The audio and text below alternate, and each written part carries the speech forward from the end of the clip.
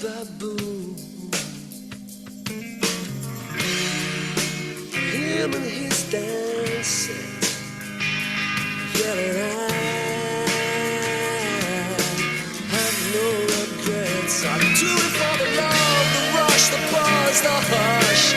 Whatever turns my knees so much to hit the lift. Even if you gotta sift through the shit to get to the twist. The smile high like it's your last line, but you never get another try. Do it right, do it for the ride, for the heat. Oh man.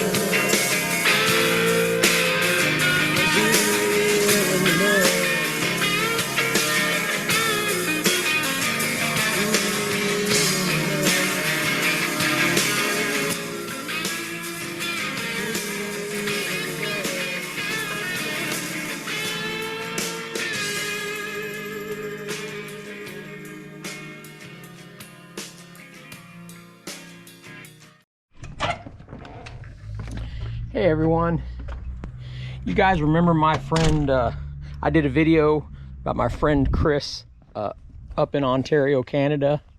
They were working with a camera configuration across the ridgeline that was, I don't know, 700 yards long or something like that. You know, quarter of a mile or half a mile long, monitoring cameras that could see each other.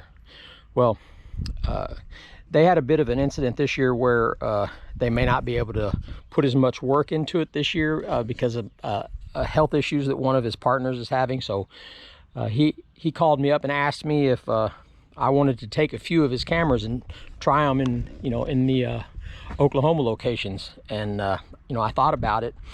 I didn't want to take on too many of his game cameras, and you guys will have to go check out the video to see what a nice setup that they had with these covers, these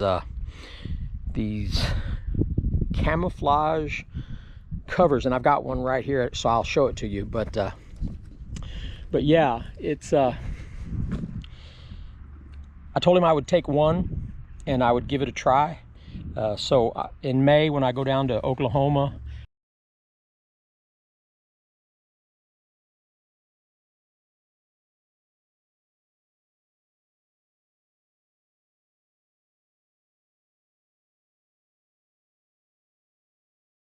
but my friend Chris from Ontario, who I did a video with about setting up their cameras on a ridge that was like 600 yards long, 600 meters long, a quarter of a mile or so, and every camera was facing each other camera along this line, so nothing could cross any of this line without being seen by at least one of the cameras. So I thought it was a well thought out plan.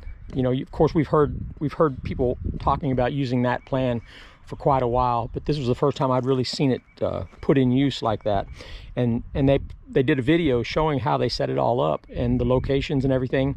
So you might want to check that out. But this year, it looks like because of health reasons, one of his partners, he's having trouble getting help to set it all up and take it all down and keep a check on it. So he's working on those issues. But he asked me if I wanted to take on some of these cameras in my locations down in Oklahoma.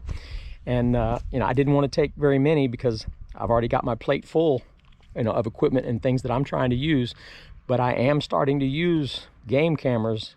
You guys know the two that I'm talking about, that I've cut out a hole in a log to bury them into a log, and that I can put branches into holes to make the log look like it's all leafy and you know, brushy, so able to hide it better.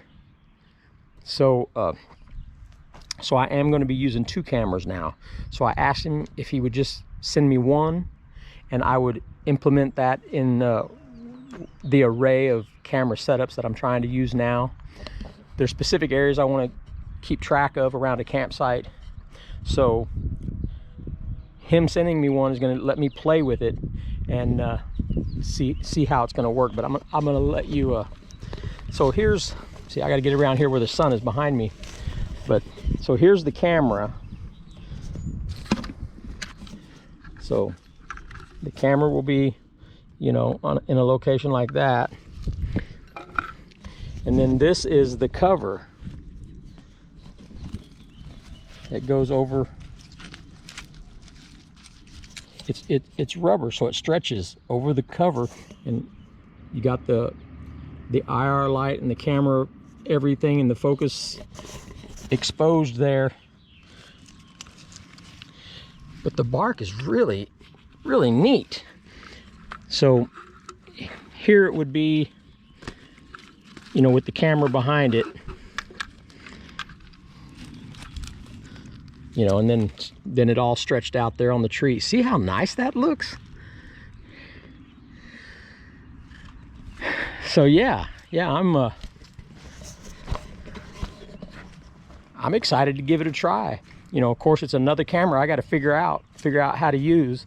But he sent me the instructions with the camera still in the box, and these wonderful covers. So yeah, it's just going to be an extra piece of equipment. Can't wait to try it.